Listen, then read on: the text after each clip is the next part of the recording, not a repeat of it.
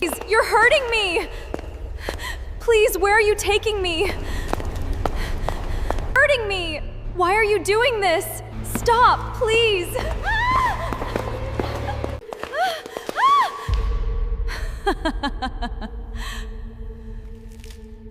You still don't get it, do you? Get what? Sofia Romano is mine. I'm marrying her. What are you saying? Sofia loves me! And that's exactly why you have to disappear. You're not marrying Sofia. She belongs to me. Maya, what? I said she's mine. Please! Maya! Please, I'm your sister! Open the door! Sofia Romano, you're mine. Tomorrow, I'll be Mina. The real Mina will be dead. I know. You're probably sitting there wondering, how on earth did we end up here? Trust me, I asked myself the same thing, but don't rush the story, because once I tell you how all of this started, you'll realize this wasn't just about love.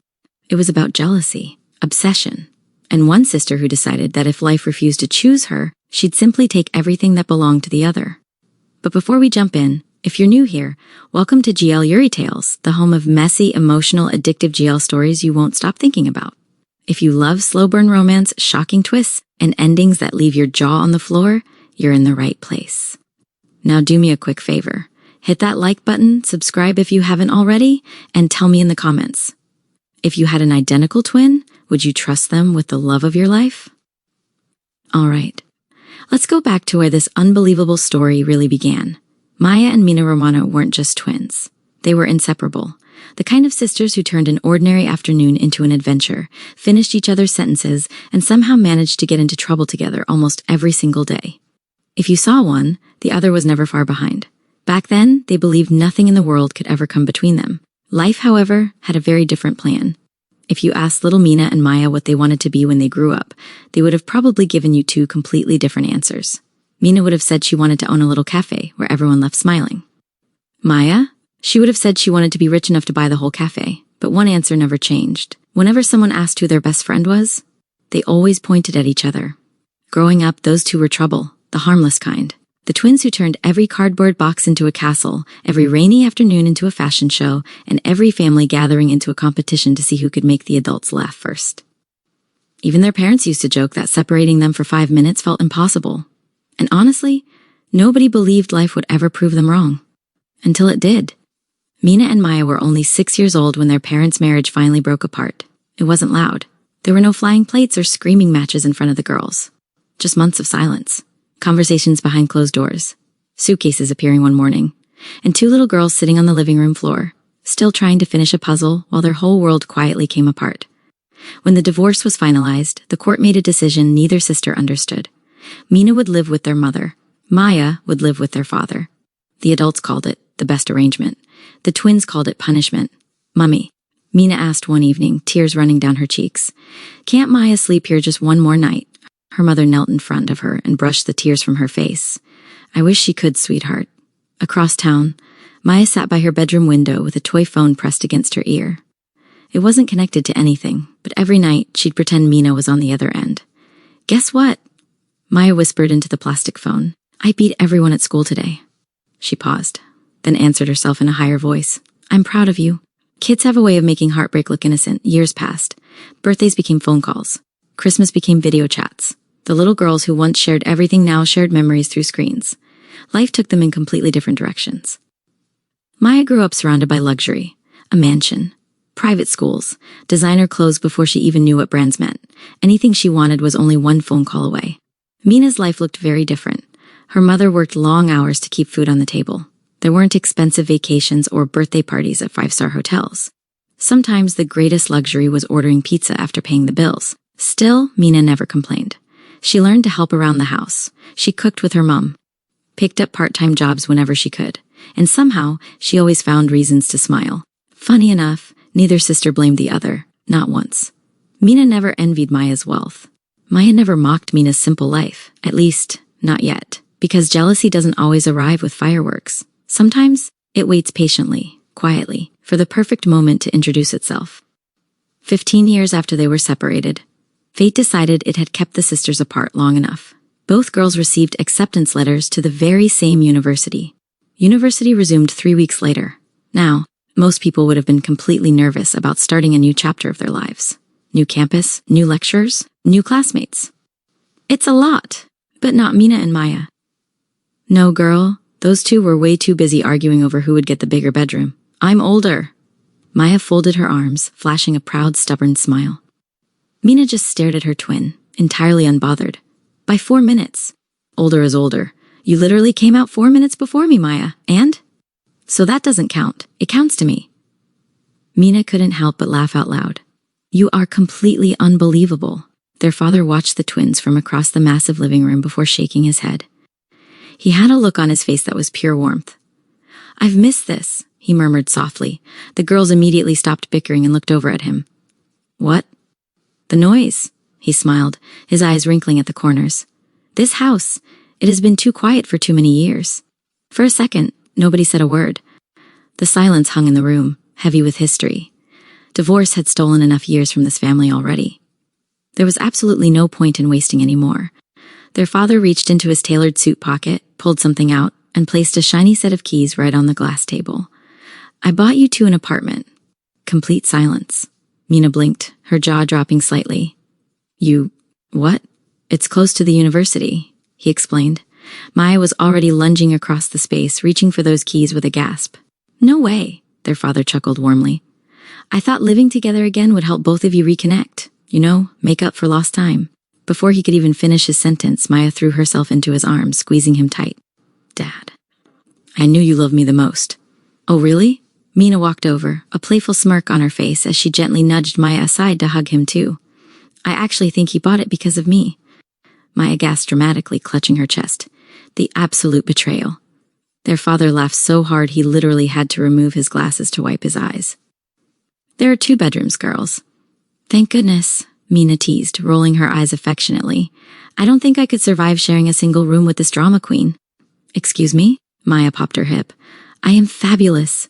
You are exhausting. I am fabulous and exhausting. That's somehow so much worse. Mina laughed. See? This right here is exactly why their father wanted them back under the same roof. Within minutes, the massive, cold mansion was filled with the kind of loud, genuine laughter he'd spent 15 long years missing. Moving day arrived the following weekend. Now listen. When their father told them he bought an apartment, Mina imagined something nice. You know, a modest, cozy student place, a decent kitchen, maybe a small balcony if they were lucky. But the moment those elevator doors slid open, girl, when I tell you Mina nearly fainted, I'm not even joking.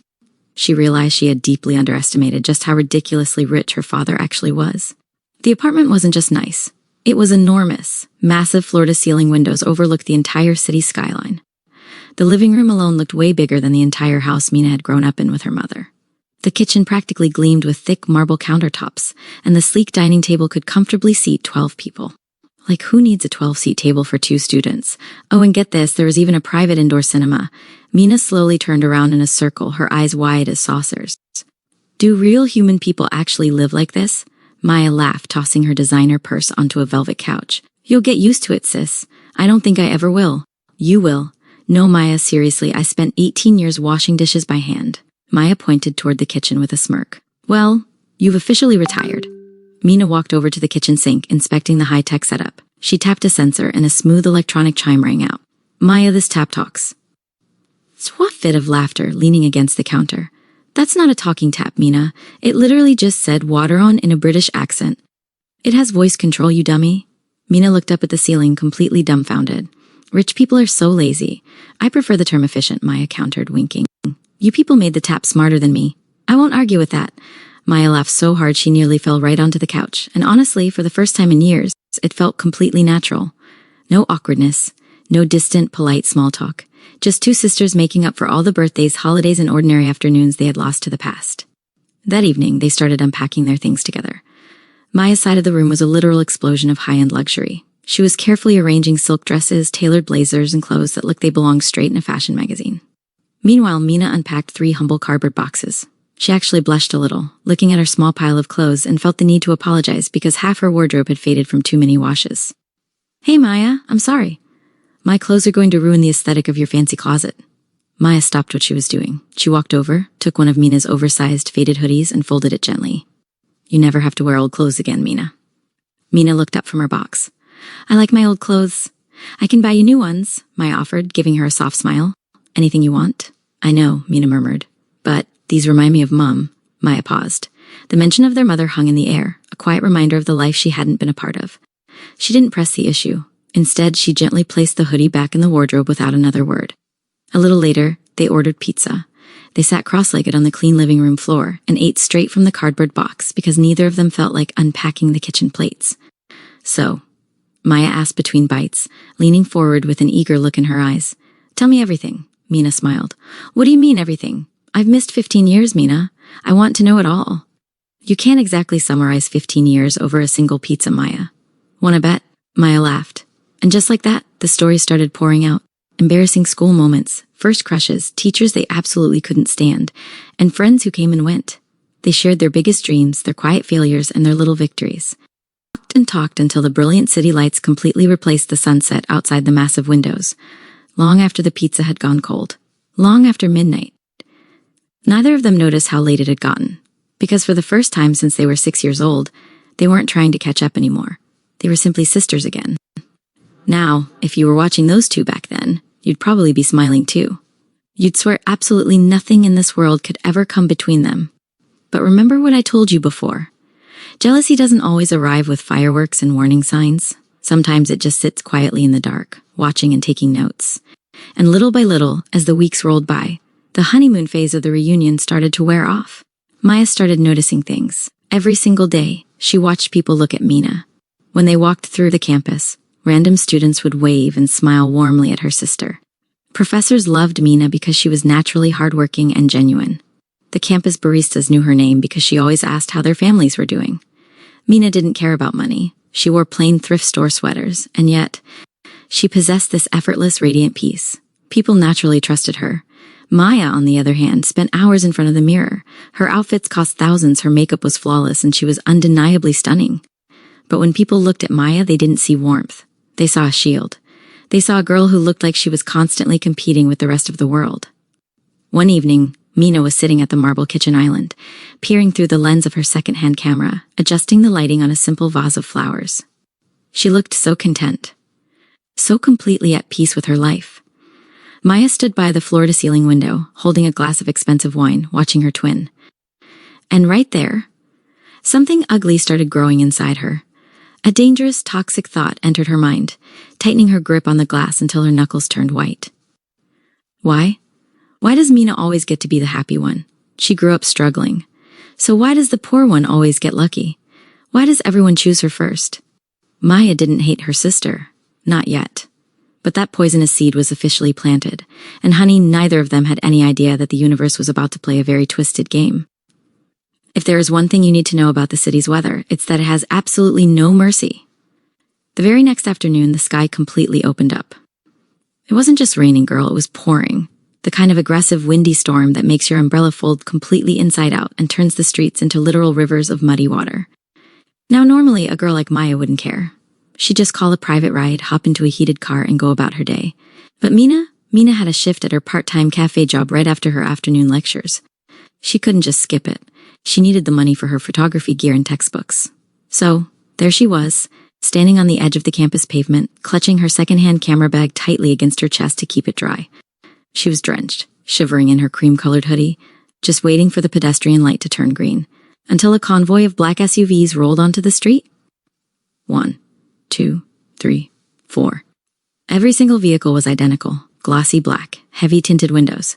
And honey, not a single license plate in sight. People on the street immediately stepped aside. Even the traffic seemed to pause. Mina frowned, looking at the long row of terrifying cars. Who even does this, she thought. The lead SUV sped right through a shallow puddle.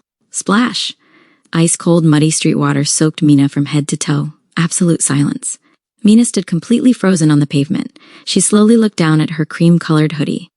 Brown, dirty stains everywhere. Her jeans, ruined. Even her shoes weren't spared. A little boy standing nearby looked at her, saw the expression on her face, and quietly took 2 big steps backward. Smart kid. Because the look on Mina's face, yeah. Someone was about to have a very, very bad afternoon. The convoy stopped a few meters ahead at a red light. Most ordinary people would have just sighed, cried a little bit inside and kept walking, because you don't mess with people who drive cars that look like that. But not Mina. She looked down at the dripping mud, her eyes flashing with pure fury. Oh, absolutely not. She marched straight past the first few cars, walking right up to the last SUV. One massive bodyguard standing by the rear door noticed her first. He stepped in her way, his face stone cold. "Ma'am, step back." "No," Mina snapped. Another bodyguard quickly moved in front of her, his hand twitching near his jacket. "You need to leave right now. I need an apology. The vehicle has somewhere important to be," the guard barked. "And I have somewhere important to be too," Mina yelled back, pointing fiercely at her soaked clothes. "I wasn't planning on showing up to my job looking like I wrestled a swamp."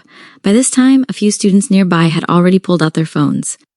"Girl, they knew this was getting interesting." The taller bodyguard lowered his voice, trying to look intimidating. "Miss, I suggest you walk away. I suggest whoever is inside this car learns how to say, 'I'm sorry.'" The bodyguards exchanged panicked glances.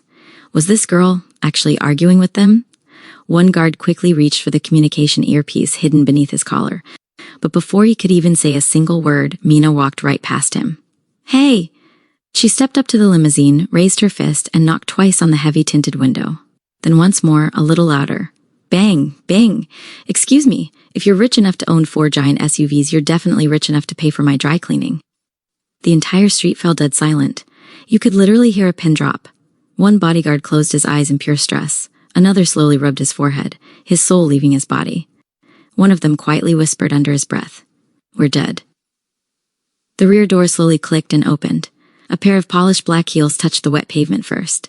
Then long legs. Then a tailored black suit that looked like it had been handmade by someone who charged more for one outfit than most people earned in an entire year. Finally, she stepped out into the rain, tall, elegant, completely composed. Her dark hair rested neatly over one shoulder, and her sharp eyes scanned the chaotic street before settling entirely on the drenched young woman standing in front of her. The city seemed to hold its breath. Even people who didn't know her name instinctively moved aside. There was just something about her presence, quiet, controlled, and deeply dangerous. Mina looked her up and down, completely unfazed by the scary vibe. "Are you the owner of this convoy?" Sofia didn't answer immediately. Instead, her icy gaze lingered on the muddy stains covering Mina's hoodie. Then she looked toward her driver, her voice smooth and terrifyingly calm. "What happened?" The driver lowered his head, his face turning completely pale. "We drove through a puddle, madam, and?" Sofia murmured. The driver hesitated, sweating through his suit. "She got caught in it." Sofia's eyes didn't leave him. "You owe her an apology." The driver blinked, utterly shocked. "Madam, I don't enjoy repeating myself," Sofia whispered. Within seconds, every single bodyguard straightened up like soldiers. The driver quickly stepped forward, bowing his head toward Mina. "I'm deeply sorry, miss." The students watching nearly dropped their phones. "Like, did that actually just happen?" Mina blinked twice. She honestly hadn't expected that at all. "Oh, well, thank you." Sofia finally looked back at her. "I also apologize. It shouldn't have happened. Girl, when I tell you the bodyguards looked like they had just seen a ghost, I am not joking." For the first time in literal years, every member of Sofia's security team heard those words leave her mouth. Apologize? Their boss? The woman who negotiated with brutal crime syndicates, billionaires, and powerful politicians without ever bending. She had just apologized to a university student in a stained hoodie. One guard quietly muttered under his breath, "I must be dreaming." Mina smiled awkwardly, the tension completely melting away. Well, apology accepted. She looked down at her muddy self and let out a breathless laugh. "I guess I'll survive." Something about that laugh caught Sofia completely off guard. Most people, after standing in front of her, either froze in fear or tried way too hard to impress her. This girl did neither. She simply laughed at her own bad luck. It was incredibly refreshing. Sofia reached into her coat pocket and handed Mina a heavy matte black business card. "There are details on the back." Mina glanced at it, seeing a gold number embossed on the front. "If replacing your clothes costs more than expected, send the bill," Sofia said. Mina looked back up, shaking her head. "I wasn't trying to get money out of you." "I know," Sofia replied quietly. "And that's exactly why I'm offering." For a brief, intense moment, neither woman looked away. The rain kept falling, but their eyes were locked. Then Sofia spoke again. "If you're free tomorrow evening, allow me to replace today's unpleasant memory with a better one." Mina frowned, her brain trying to process the situation. "Are you asking me out?" A faint, almost invisible smile touched Sofia's lips. "I'm inviting you to coffee." Mina folded her arms, looking at the mysterious woman. I don't even know your name. Sofia looked at her for a second before answering. Sofia, Mina. It's nice to meet you, Mina. Sofia gave a small, elegant nod before stepping back into the safety of the luxury SUV. The heavy door clicked shut. The bodyguards quickly scrambled back into their vehicles, and the convoy pulled away as smoothly as it had arrived. Mina stood there on the wet pavement, staring down at the black card in her hand. She looked down at her muddy hoodie again, letting out a chuckle. Probably the weirdest apology I've ever received. An hour later, Mina finally walked through the front door of their luxury penthouse, tracking mud onto the white marble floor. Maya was sitting on the couch, scrolling through her phone, wrapped in a plush robe. She looked up and gasped. "Oh my God, Mina, what happened to you? You look like you fell into a swamp." Mina laughed, tossing her wet camera bag onto the counter. "Girl, you are not going to believe the day I just had. I got completely blasted by a massive convoy of rich cars on my way to work." Maya rolled her eyes, shaking her head. "Ugh, rich people in this city are the absolute worst. Did you get the license plate? Dad can handle it." "No, it's crazier than that," Mina said, pulling the heavy matte black business card out of her pocket and setting it on the marble island. "I actually marched up to the limousine and demanded an apology. This incredibly beautiful, terrifying woman stepped out. She looked like a movie villain, Maya. Sharp suit, crazy bodyguards with guns. But she actually made her driver apologize to me. Then she gave me this." Maya had casually glanced over at the kitchen island, looking at the card. But the moment her eyes locked onto that matte black material, her entire body froze. Maya's breath hitched in her throat. She slowly stood up from the couch, walking toward the kitchen island as if she were in a trance. She picked up the card, her fingers tracing the heavy gold numbers.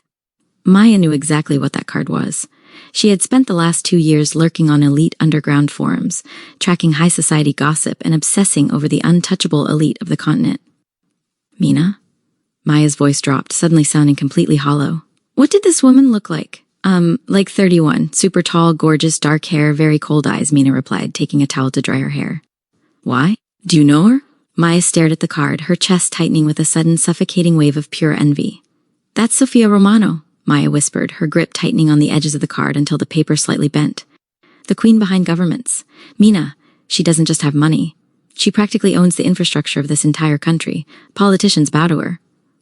Mina paused, stopping her movements with the towel. "Wait, really? She seemed so quiet? Polite even? Polite?" Maya let out a sharp, bitter laugh, her eyes burning as she looked at her twin. "Why?" The toxic question screamed inside Maya's head louder than ever before. "I am the one who reads the forums. I am the one who dresses in designer clothes. I am the one who has spent years perfecting my etiquette to enter that world. So why does Mina get to knock on her window? Why does the poor, simple sister get handed a private direct number to a trillion-dollar goddess while she's wearing a thrift store sweater?" Maya didn't say any of that out loud, of course.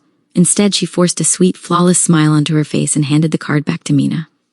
"Wow, sis," Maya said, her voice sounding perfectly happy on the outside, while her inside was absolutely rotting with jealousy. "You really do get all the luck, don't you? You should definitely call her." Mina smiled back, completely oblivious to the monster she had just awakened inside her own sister. "Yeah, maybe I will, just for the coffee."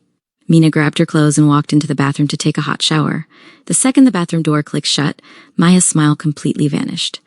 She turned around, looking at the closed door, her eyes darkening with a dangerous, obsessive focus. She looked at her own face in the hallway mirror, the exact same face as Mina. "Just for a coffee," Maya whispered to her reflection. And right then and there, girl, the trajectory of this entire story changed. Because Maya didn't just want to watch Mina's fairy tale from the sidelines anymore. She wanted to be the one holding the card. The next morning, Mina almost forgot about the coffee. Almost. She was halfway through her economics lecture when her phone buzzed. A message from an unknown number. "Sofia, good morning. I hope your lecture is going well. Would 6 o'clock still be convenient?" Mina stared at the message, then looked around the lecture hall, then back at the screen. She whispered under her breath. She actually remembered. Her classmate beside her leaned over. "Boyfriend?" Mina nearly dropped her phone. "What? No. Then why are you smiling?" "I am not smiling. You've been smiling for like 30 seconds. "I have not. You literally just did it again." Mina quickly locked her phone and focused on the lecturer. Well, she tried to. By the time she got home, Maya was already dressed. "You have exactly 45 minutes, Mina frowned. "For what?" Maya looked at her as if she'd forgotten her own birthday. "Your coffee? Oh, I completely forgot." Maya laughed. Only you would forget a date with one of the most powerful women in Europe. It's not a date. It's coffee with a woman who invited you voluntarily. Mina rolled her eyes. You're impossible. I'm also right. I'm just thanking her properly. Maya smiled. If that's what helps you sleep at night. Mina disappeared into her room. 5 minutes later. Maya. What? I don't know what to wear. Maya walked in and opened Mina's wardrobe. She stared. Then stared a little longer. Mina. You own 17 hoodies. I like hoodies. You have one decent dress. I wore it to my cousin's wedding. Exactly. Maya sighed before catching herself. No. Not sighed. She laughed softly instead. Come here. Within minutes, clothes covered the entire bed. This one. No. Too fancy. This? I'll look like I'm applying for a bank loan. Maya burst into laughter. How do you make every outfit sound tragic? I have a gift. After 20 minutes of arguing, they finally settled on a simple cream blouse, light blue jeans, and white sneakers. Maya stepped back and smiled. There. You look beautiful. Mina looked down at herself. I look normal. Exactly. Don't overdo it. Just be yourself. At exactly 6 o'clock, a sleek black sedan pulled up outside the apartment building. Not 4 SUVs this time, just one elegant car. The driver stepped out and opened the back door. Miss Mina? Yes? Miss Romano is waiting. Mina glanced back toward the apartment balcony. Maya stood upstairs pretending to water a plant. She wasn't fooling anybody. Mina laughed and waved. Stop spying. I'm making sure you don't get kidnapped. I'm literally getting into a stranger's car. Exactly my point. The sisters laughed before Mina climbed inside. The cafe wasn't anything extravagant. That surprised Mina. She had expected a private rooftop restaurant or some 5-star hotel. Instead, it was a quiet little coffee shop overlooking the river. Warm lights, soft music, the smell of freshly baked pastries. Sofia was already there. She stood as Mina approached. You came. You sound surprised. I wasn't certain you would. I said I would. Sofia pulled out a chair for her. Thank you. The elderly chef came to take their order as he saw Sofia, his face turning pale the moment he recognized Sofia's face. He began to scramble to his feet to bow, but Sofia raised one elegant finger, stopping him with a quiet, polite nod. They ordered. There was a brief silence. Not awkward, just unfamiliar. Mina broke it first. So, you do this often? Do what? Invite random girls for coffee after your driver splashes them with muddy water? For the first time. Sofia laughed. A real laugh. Quiet. Short. But genuine. No. I didn't think so. I've actually never done it before. So I'm special. You are. Sofia paused for a second. Unexpected. Mina tilted her head. I'll take that as a compliment. You should. The waitress arrived with their drinks. Mina wrapped both hands around her mug. You know, I still don't know what you do. Sofia calmly stirred her coffee. I run a few companies. A few. A handful. Mina laughed. That's the richest answer I've ever heard. Sofia smiled into her cup. And you? I study. I work. I complain about assignments. A very exciting life. It is. You should try it. I don't think I'd survive university. You definitely wouldn't survive my economics professor. I'll keep that in mind. The conversation flowed more easily after that. They talked about books, travel, food, embarrassing childhood memories. Mina found herself laughing more than she expected. Sofia found herself listening more than she had in years.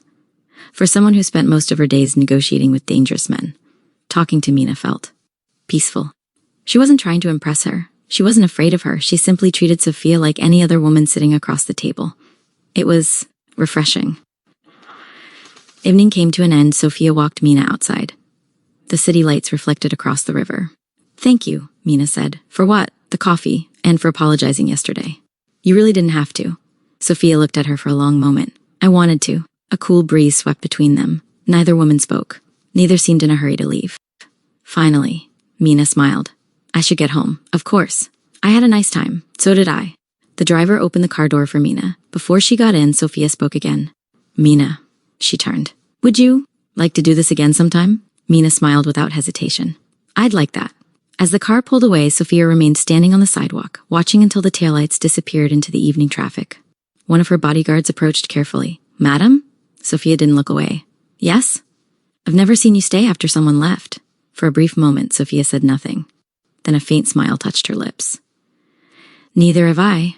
Back at the apartment, Maya was waiting in the living room, curled up on the couch with a blanket over her legs. The moment Mina walked in, she sat upright. Well, Mina laughed. You've been waiting, haven't you? Every second. So, Mina slipped off her shoes, still smiling to herself. She's nothing like I expected. Maya leaned forward.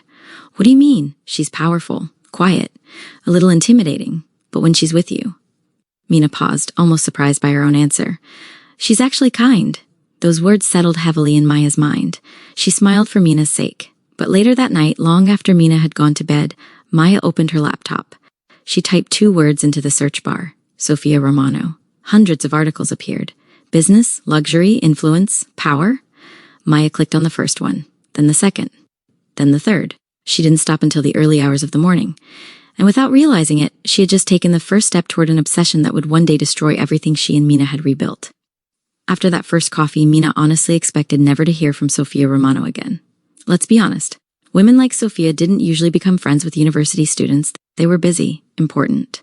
Always somewhere halfway across the world closing billion-dollar deals, not wondering whether a girl liked caramel in her coffee.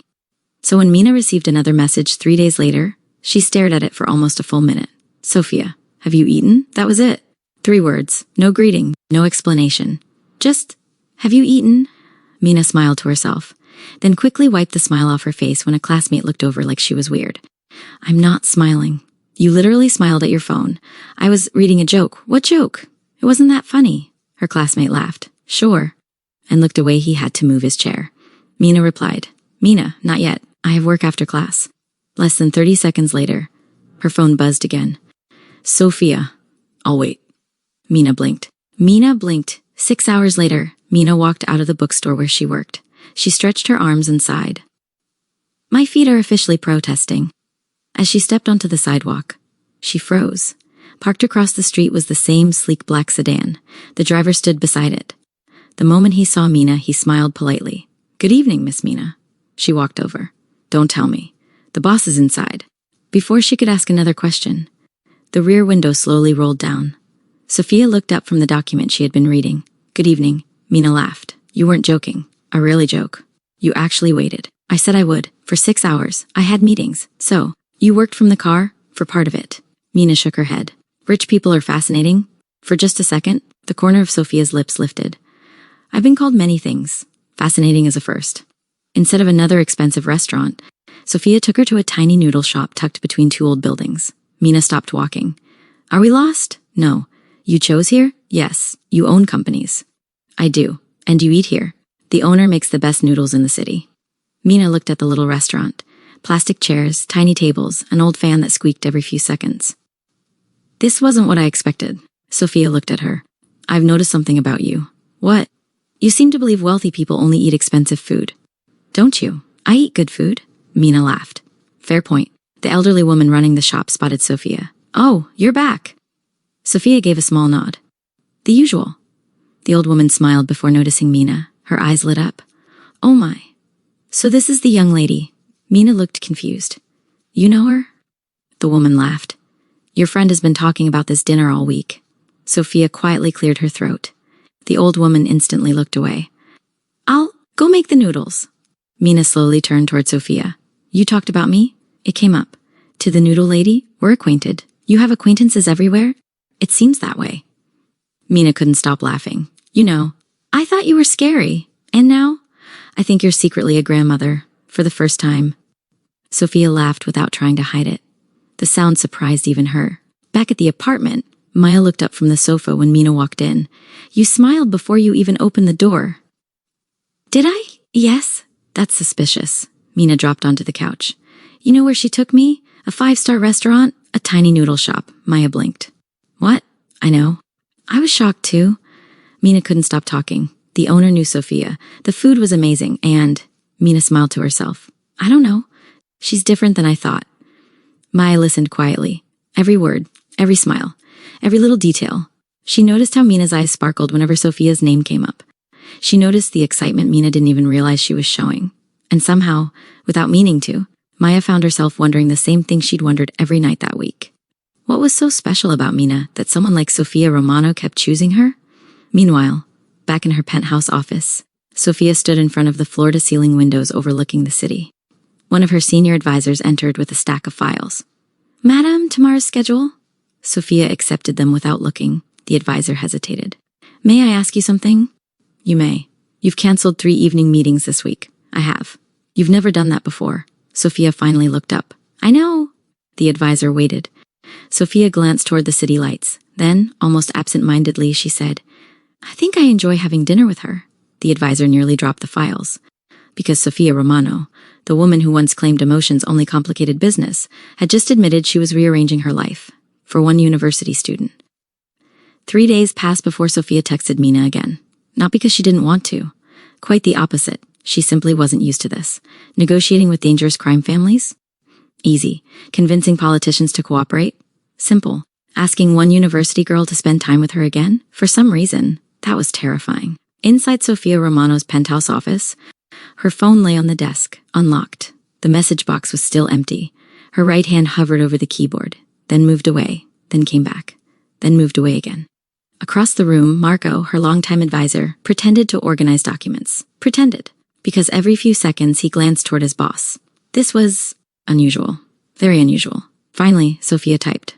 "Good afternoon, Mina." She stared at it, deleted it, typed again. "Good afternoon," deleted. Too formal. She sighed quietly. Marco nearly choked on his coffee. Did Madame Sofia Romano just sigh? She tried again. "Hello? Delete, no." She placed the phone face down. Marco finally cleared his throat. "Madam? Yes?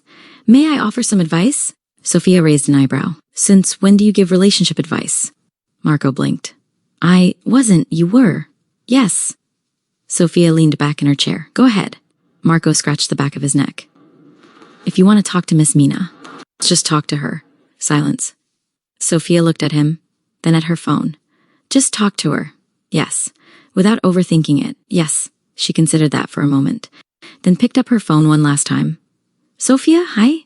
Are you free this Saturday?" She pressed send immediately, before she could change her mind. Marco smiled to himself. Progress. Across campus. Mina's phone buzzed during lunch. She opened the message. "Saturday?" Her best friend Jasmine leaned across the table. "Ooh, who's Sofia?" Mina almost dropped her spoon. "How do you know?" "You smiled." I smiled. "You've been doing that a lot lately." Mina quickly locked her phone. "It isn't what you think." "So, what do I think?" "Nothing." Jasmine laughed. "You're hopeless." By Saturday afternoon, Mina stood outside the city museum. She checked the time. Exactly 2:00. "She's probably busy." The moment those words left her mouth, a black sedan pulled up. Sofia stepped out herself this time. No bodyguards, no dramatic entrance, just dark baggy jeans, a cream sweater. Mina blinked. "You own casual clothes?" Sofia looked down at herself. "I was told this was appropriate." "Told by who?" "The internet." Mina burst into laughter. "You search what to wear?" Sofia hesitated. "Perhaps. You are unbelievable. I'll take that as approval." "You look nice." For the smallest fraction of a second, Sofia forgot how to respond. "Thank you." The car drove for less than 10 minutes before pulling up outside the city's Grand Historical Museum. It was a massive, breathtaking building with towering marble pillars and security guards stationed at every entrance. Mina looked out the window, her eyebrows gathering. "Sofia, the queue to get in here is usually 3 hours long." "There is no queue today," Sofia said calmly. When they walked up the grand stone steps, Mina realized Sofia wasn't joking. The massive velvet ropes were open, and the entire grand lobby was completely empty. The ticket booths were dark. Only the museum director and a few security guards stood near the entrance, bowing deeply as Sofia approached. Mina's jaw dropped. She turned her head toward Sofia, whispering furiously. Did you close down the entire city museum?" Sofia looked at her, her expression completely innocent. "You mentioned last week that you wanted to see the exhibition on early European photography, but the crowds made it difficult to study the frames. I simply requested a private viewing." Mina let out a breathless, disbelieving laugh, shaking her head. "Sofia, normal people just buy a ticket and push through the crowd. You can't just buy out a museum because I wanted to look at pictures." For just a fraction of a second, a faint, adorable trace of confusion crossed Sofia's elegant features. "Is this not how one arranges a pleasant afternoon?" Mina stopped walking. She looked at this powerful trillion-dollar woman who could command prime ministers, but genuinely looked like a schoolgirl trying to figure out if she had passed a test. "No," Mina smiled, her eyes crinkling at the corners. "It's completely dramatic, but it's also incredibly sweet. Thank you." A light, rare pink hue touched the top of Sofia's high cheekbones. She quickly cleared her throat and gestured toward the grand hallway. "The photography exhibit is upstairs." The next hour passed in a quiet, mesmerizing blur. They walked through the massive, high-ceilinged galleries alone, their footsteps echoing softly against the marble floor. The museum wasn't crowded. Most visitors wandered quietly between paintings and sculptures.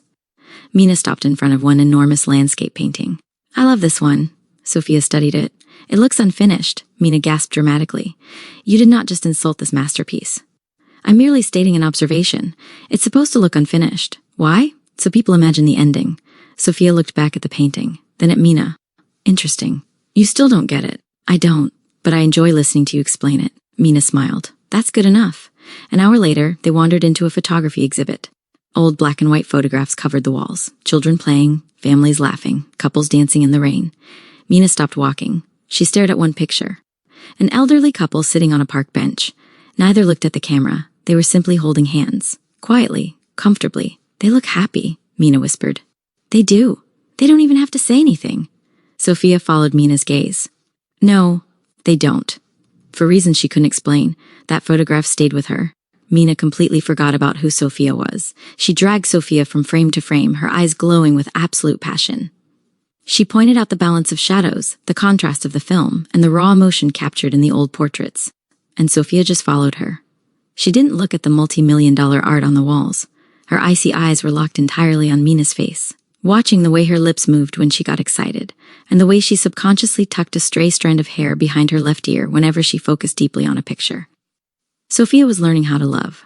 She didn't know the proper words, and she didn't know how to do regular things, but she was pouring every ounce of her effort into making Mina happy. You're doing it again, Mina said suddenly, turning around to face her. Sofia paused, her hands clasped loosely behind her back. Doing what? Staring at me like you're trying to decode a secret message, Mina teased, stepping a little closer, her eyes flashing with a playful boldness. Are the pictures that boring? The pictures are excellent, Sofia whispered, her voice dropping into a deeper, heavier register that made the air between them feel thick. But they are static. They don't move. They don't have your light. Mina's breath hitched in her throat. The confidence she usually had completely melted under the intense, worshipful gaze in Sofia's eyes. She lowered her head, a deep blush creeping up her cheeks. You shouldn't say things like that so casually, Sofia. It's bad for my heart. A genuine, soft smile broke across Sofia's lips, the kind of smile her bodyguards hadn't seen in half a decade. I am only stating a fact, Mina. After leaving the museum, they bought ice cream from a tiny cart outside. Mina looked at Sofia's cone. That's your flavor? Vanilla. That's the most predictable answer ever. It's reliable. It's boring. What did you choose? Pistachio. Sofia looked genuinely confused. People willingly eat pistachio? Mina laughed so hard she almost dropped her cone. Oh, you're judging me now. I simply have questions. You need better taste. I could say the same. They continued walking along the riverside, talking, laughing, teasing each other. It felt easy. Neither of them noticed how close they had begun walking. Until their hands brushed. Both instinctively looked down, then at each other. Neither moved away immediately. Mina smiled awkwardly. Sorry, no, it was my fault. It wasn't anyone's fault. For a brief second, their fingers brushed again. This time, neither apologized. As the afternoon faded into evening, they found themselves sitting on a quiet bench overlooking the river. The city glowed in shades of gold as the sun dipped lower. For a while, neither of them spoke. It wasn't uncomfortable. It was peaceful. Then Sofia broke the silence. Can I ask you something? Of course. Why do you work so much? Mina looked out over the water before answering. My mom, Sofia waited. She raised me by herself after the divorce. She worked 2 jobs, sometimes 3. There were nights she'd come home so tired she'd fall asleep at the dinner table. A small smile crossed Mina's face. She always apologized, as if being exhausted was something she needed forgiveness for. Sofia listened without interrupting. So when Dad suddenly came back into my life with money, Mina shrugged. It was nice, but I never wanted to depend on it. I like earning my own. It reminds me where I came from. Sofia looked at her quietly. You should be proud of her. I am, and I think. Mina smiled. She'd be proud of me too. Sofia didn't answer immediately. She simply watched the warmth in Mina's eyes when she spoke about her mother. No bitterness, no resentment, just love. It was beautiful. When Sofia dropped Mina home, the apartment lights were already on. Before Mina got out of the car, Sofia spoke softly. I enjoyed today. I did too. You explain art passionately. Mina laughed. And you criticize masterpieces with a straight face. I'll try to improve. You'd better. She opened the door, then paused. Oh, and Sofia? Yes? I'm glad you texted. For the first time in a long while, Sofia felt her heartbeat stumble. So am I. Mina smiled one last time before heading inside. Back at the luxury penthouse that evening, Maya was sitting on the velvet sofa, her laptop open on her lap. She had spent the last 4 hours scrolling through social media pages of high society events, her eyes wide as she tracked the names of billionaires, models, and royalty. When the front door clicked open, Maya immediately shut the laptop. Mina walked in, looking completely exhausted. Her shoulders were slumped, and she practically dragged her feet across the pristine hardwood floor.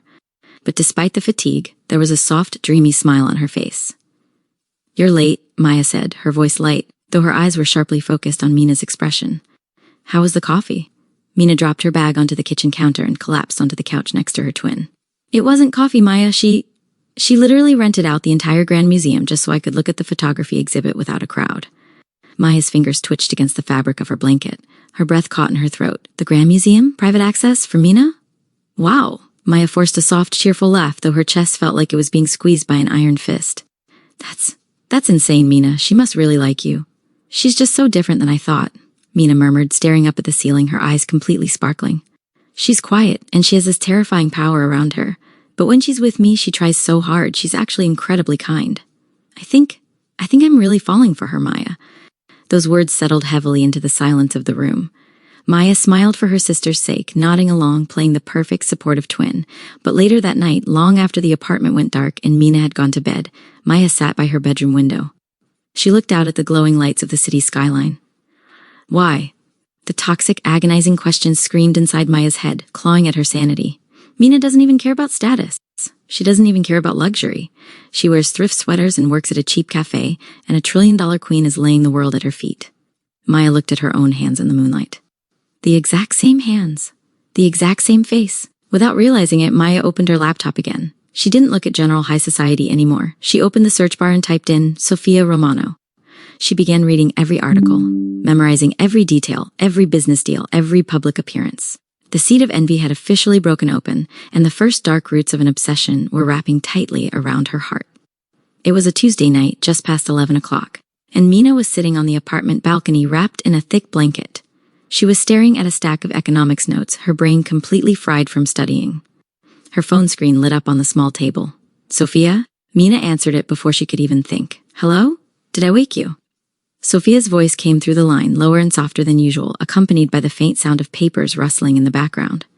"No," Mina smiled, leaning her head back against the balcony chair. "I'm drowning in macroeconomics. I think my brain is about to shut down permanently." A quiet, low chuckle came from the other end. "I can have my analysts write your final paper for you. It would take them less than 10 minutes. Mina laughed out loud, her voice echoing in the quiet night air. "Sofia, that is literal cheating. I can't do that."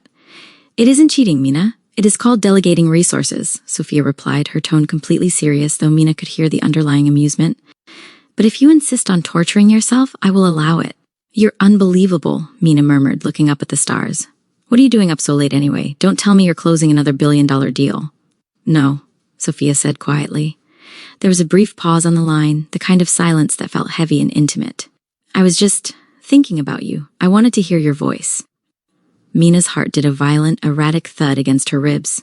She pulled the blanket tighter around her shoulders, a deep warmth spreading through her chest. "Oh, well, my voice is right here."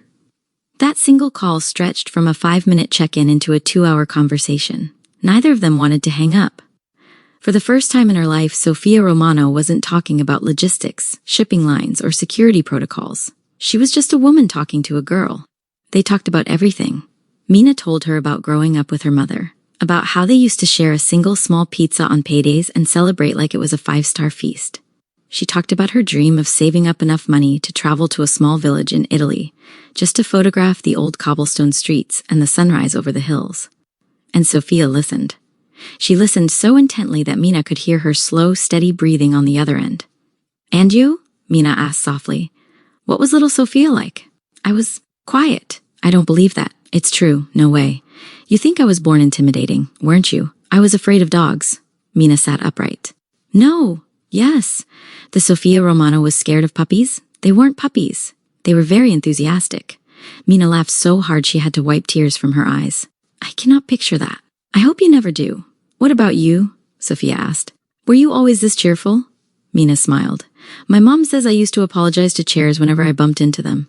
"You apologized to furniture? It wasn't the chair's fault." For the first time, Sofia laughed so freely that she had to pull the phone away for a second. The sound made something warm settle in Mina's chest. She liked hearing her laugh. Eventually, Mina glanced at the clock on the wall. Her eyes widened. Sofia. Yes? It's 2 a.m. There was a pause. It is. We've been talking for 5 hours. I think so. Mina laughed. I was supposed to finish my assignment. I may have distracted you. You definitely distracted me. I apologize. No.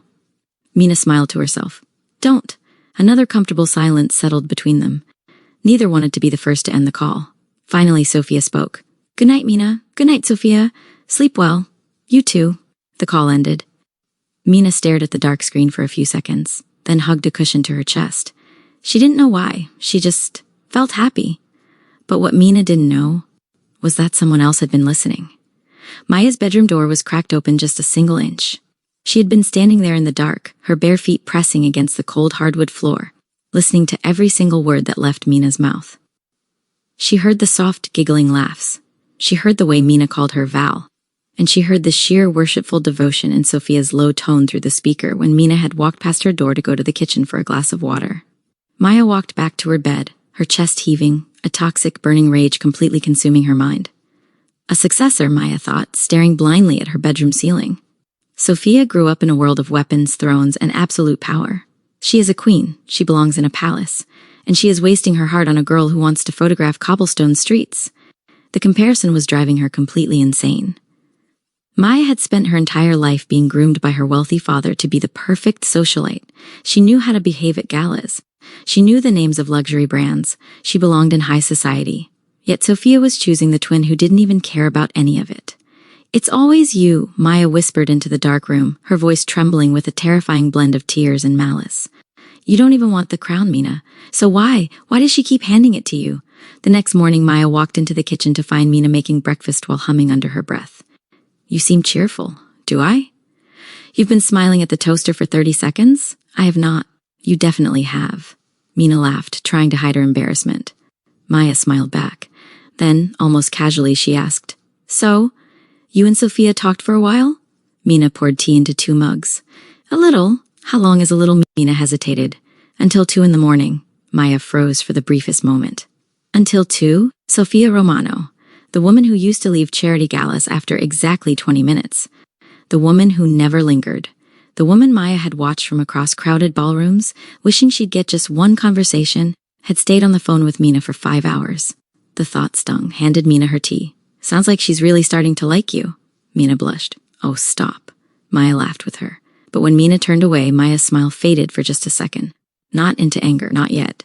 Just into quiet disappointment. A disappointment she buried so deeply that even she refused to acknowledge it. She slowly turned her head, looking at her own reflection in the large decorative mirror across the living room. Same face, same eyes, same lips. If she looks at that face, Maya murmured, a chilling, slow smile breaking across her lips. She'll look at me too. For the first time since meeting Sofia Romano, Mina canceled their plans.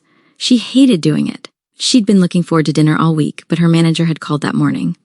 One of her coworkers had come down with the flu. Please, Mina, her manager had begged over the phone. I know it's your day off, but I don't have anyone else. Mina looked at the calendar hanging on her wall. Dinner with Sofia at 7, extra shifts starting at 4, she sighed. Okay, I'll come. By 5 that evening, the little cafe was overflowing. Students crowded every table. The espresso machine hissed without stopping. Someone spilled an iced latte. Another customer complained their order was taking too long. Mina barely had time to breathe. She had left her phone charging on the bedside table before rushing out. She hadn't even realized she'd forgotten it. Back at the apartment, Maya walked into the kitchen carrying a bowl of fruit. A faint vibration echoed from upstairs. She frowned. Did Mina leave her phone? Another vibration. She climbed the stairs. Sure enough, Mina's phone was sitting on the charger beside her bed.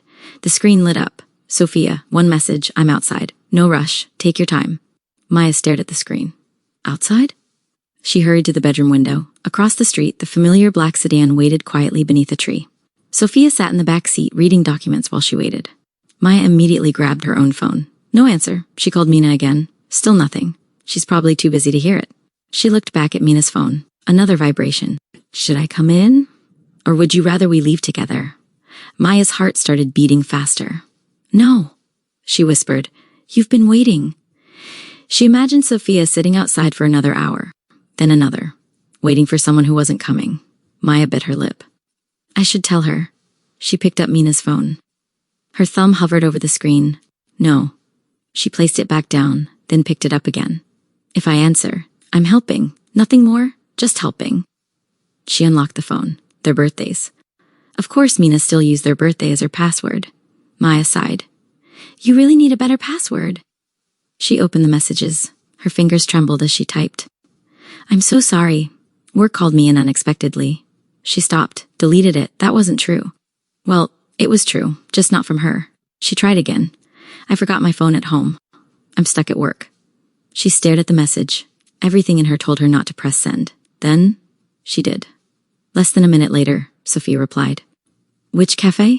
I'll come to you instead. Maya's eyes widened. Oh, she hadn't expected that. She looked toward the bedroom mirror, then toward Mina's wardrobe. No, absolutely not. She couldn't. Could she? 20 minutes later, Sofia looked up as the cafe door opened. A familiar figure walked inside.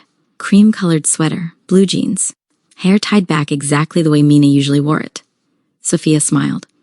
I thought you said you were working. Maya forced herself to smile back. I am. I only get 30 minutes. I'm sorry about dinner. Sofia stood.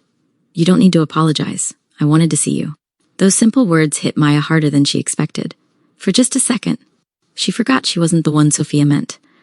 I hope I'm not causing trouble, Sofia said. No, I told my manager someone was waiting for me. Then I'll make this quick. She handed Maya a paper bag. I brought food. Maya looked inside. A sandwich, fresh fruit, and the chocolate cake Mina loved. You remembered? Sofia looked surprised. Of course. You skipped lunch yesterday. I assumed you'd do the same today. Maya stared at the bag. No one had ever noticed something so small about her. Or about Mina. Her chest tightened. You should eat before going back. I will. Sofia hesitated, then gently reached out and brushed a loose strand of hair behind Maya's ear. The gesture was so natural, so effortless, that Maya forgot to breathe. Meanwhile, Sofia noticed something different.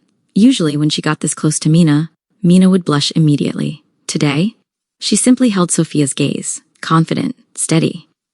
Sofia smiled to herself. She's changing. She's finally becoming comfortable around me. The thought made her strangely happy. I should get back. Maya stepped away. Thank you for coming. Always. The word escaped Sofia before she could think about it. Always. Maya turned quickly and walked back into the cafe before Sofia could see the tears gathering in her eyes. She didn't go inside immediately. Instead, she stood alone in the staff hallway, gripping the paper bag tightly. Her breathing became uneven. What am I doing? She whispered. This isn't mine. She closed her eyes. I'll tell Mina. I have to. But another voice quietly answered. Nothing happened. You only delivered a message. You didn't kiss her. You didn't steal anything. You just accepted lunch. Maya wiped her eyes. Just this once. That evening, Mina dragged herself through the apartment door. I am exhausted. Maya looked up from the sofa. Tough shift. The worst. Mina laughed tiredly. I completely forgot I was supposed to meet Sofia. Her eyes widened. Oh no, my phone. She ran upstairs. A few seconds later, Maya. What? My phone died. It must have. I hope Sofia isn't upset. Maya swallowed. I'm sure she'll understand. Just then, Mina's phone powered back on after being plugged in. A message appeared. I hope work wasn't too difficult today. Please don't skip dinner again. Take care of yourself. Mina smiled softly. She's too nice. She quickly typed back. I'm really sorry about tonight. I'll make it up to you. She hit send without another thought. Downstairs. Maya quietly looked away. The tiny red heart at the end of the message stayed in her mind, because for one impossible moment, she'd imagined Sofia's kindness was meant for her, and letting go of that feeling was harder than she wanted to admit after the cafe incident. Maya couldn't stop thinking about Sofia. Not because she wanted to, because she couldn't. Every time she closed her eyes, she remembered Sofia quietly brushing that loose strand of hair behind her ear. She remembered the paper bag, the sandwich, the chocolate cake. She remembered one word, always. She squeezed her eyes shut. No, she wasn't talking to me. At least, I didn't kiss her. I loved the way she touched my face. I need to see her again. Because I'm Maya. And that is where we leave you tonight. I know. We will be back very soon with the next episode, and I promise you, it only gets deeper from here. If this episode got you, if you felt something, drop your favorite moment in the comments below. I read every single one, And if you are watching this for the very first time, welcome. Welcome to the family.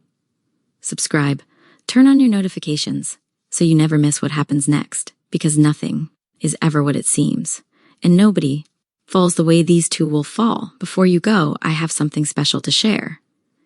Channel memberships are now open. If you're enjoying these stories and want even more content, consider joining the channel. Members get early access to new videos, exclusive perks, custom stickers and badges, and special members-only content you won't find anywhere else. Your support helps me create more stories and bring even bigger projects to life. So if you'd like to support the channel and unlock some awesome extras, click the join button and become part of our members family today. Thank you so much for watching. It genuinely means everything. Until next time, stay brave, stay curious, and remember, the most powerful love in any world is the kind that chooses you back. See you in episode 2.